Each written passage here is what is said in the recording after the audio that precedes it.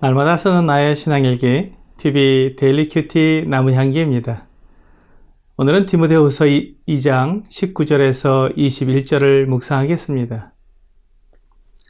그러나 하나님의 견고한 터는 섰으니 인침이 있어 일렀으되 주께서 자기 백성을 아신다 하며 또 주의 이름을 부르는 자마다 불의에서 떠날지어다 하였느니라.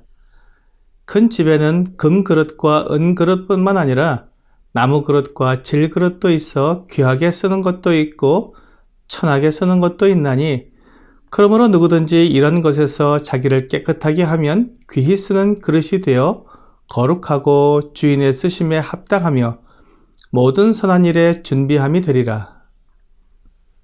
오늘 본문은 디모데후서 2장에서 디모데에게 가르치고 있는 교훈의 결론과 같습니다.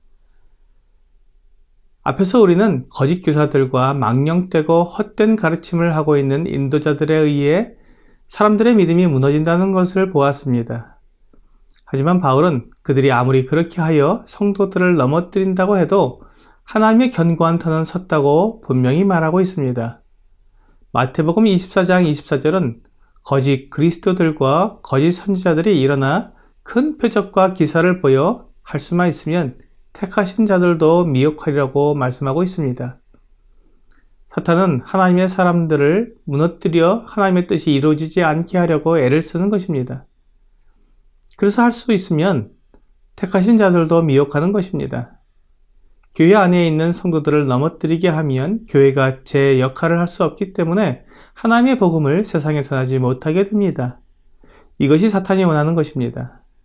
하지만 사탄의 이러한 노력에도 불구하고 하나님의 견고한 터는 결코 무너지지 아니하며 하나님의 모든 계획은 한치의 오차도 없이 완전하고 정확하게 이루어집니다.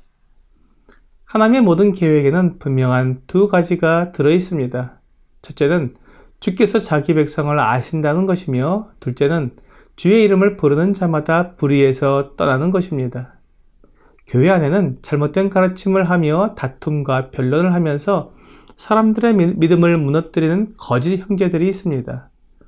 하지만 믿음을 지키기 위해 자기 목숨을 내놓으면서 끝까지 견디는 참된 믿음의 형제들이 있습니다. 우리는 그 중에 누가 참 형제이고 누가 거짓 형제인지 구분하기 어렵습니다. 마태복음 13장 29절과 30절은 주인이 이르되 가만두라. 가라지를 뽑다가 곡식까지 뽑을까 염려하노라. 둘 다 추수 때까지 함께 자라게 두라. 추수 때에 내가 추수꾼들에게 말하기를 가라지는 먼저 거두어 불사르게 단으로 묶고 곡식은 모아 내 곳간에 넣어라 하리라고 말씀하고 있습니다.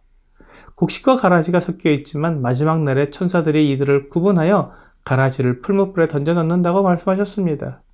주님은 자기 백성을 아십니다. 하지만 마지막 심판 때까지 가라지들에게도 기회를 주십니다. 그들이 믿고 하나님의 자녀가 될 수 있는 기회를 주십니다. 그러므로 그때까지는 거짓 교사들과 함께 있게 될 것입니다.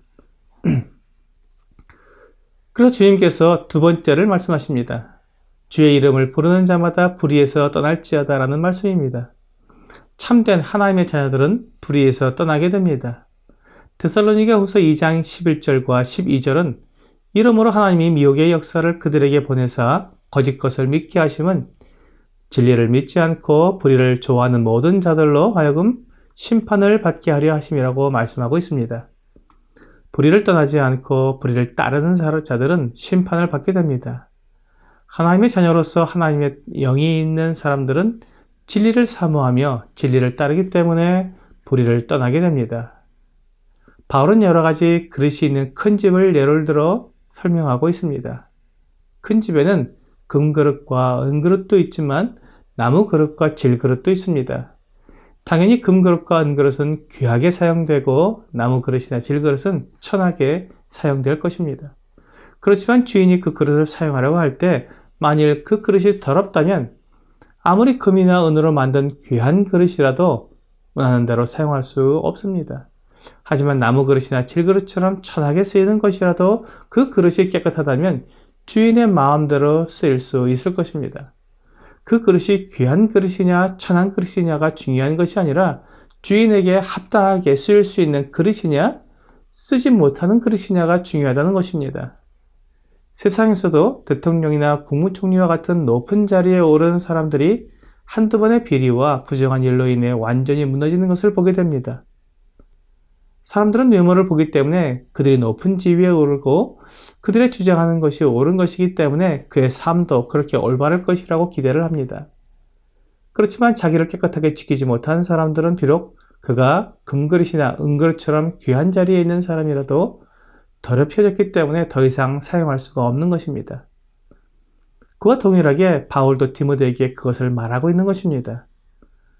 본문 21절은 그러므로 누구든지 이런 것에서 자기를 깨끗하게 하면 귀히 쓰는 그릇이 되어 거룩하고 주인의 쓰심에 합당하며 모든 선한 일에 준비함이 되리라고 말씀하십니다. 이것이 결론입니다. 악성 종양과 같은 망령되고 헛된 가르침과 같은 더러운 것에서 자기를 깨끗하게 하면 하나님께서 그를 쓰신다는 것입니다. 사람에게 인정받는 것이 아니라 하나님께 인정을 받아 쓰임을 받는다면 그는 얼마나 영광스럽겠습니까? 이것이 우리가 추구해야 할 삶입니다. 깨끗한 그릇으로 준비된다면 거룩하고 주인의 쓰심에 합당하게 됩니다. 요한일서 3장 3절은 주를 향하여 이 소망을 가진 자마다 그의 깨끗하심과 같이 자기를 깨끗하게 하느니라고 말씀하고 있습니다. 주님의 다시 오심을 기다리는 사람은 자기를 깨끗하게 합니다. 그러나 자기 욕심과 경건을 이익의 재료로 생각하는 거짓 인도자들은 주님의 다시 오심을 기다리지 않습니다. 주님께서 다시 오심이 없다고 가르칩니다. 주님의 심판과 이 세상의 마지막 때에 올 환란이 없다고 가르칩니다. 그렇게 해서 성도들이 평안하다, 안전하다고 생각하며 우리가 주님을 믿으니 모든 것이 다 잘 될 것이라고 안심시킵니다. 그러는 가운데 사탄이 사람들을 미혹하고 진리를 떠나 불의를 따르게 되는 것입니다. 오늘의 적용 질문을 보겠습니다. 주인의 쓰심에 합당한 깨끗한 그릇이 되기 위해 어떤 노력이 필요합니까? 나를 깨끗하게 하는 것은 믿음과 선한 양심을 가지는 것입니다. 그리고 주님의 다시 오심을 바라보는 것이 우리를 깨끗하게 해줍니다. 우리의 눈이 이 세상을 바라보는 것이 아니라 주님을 바라볼 때 우리는 주님의 깨끗하심과 같이 우리도 깨끗하게 될 것입니다.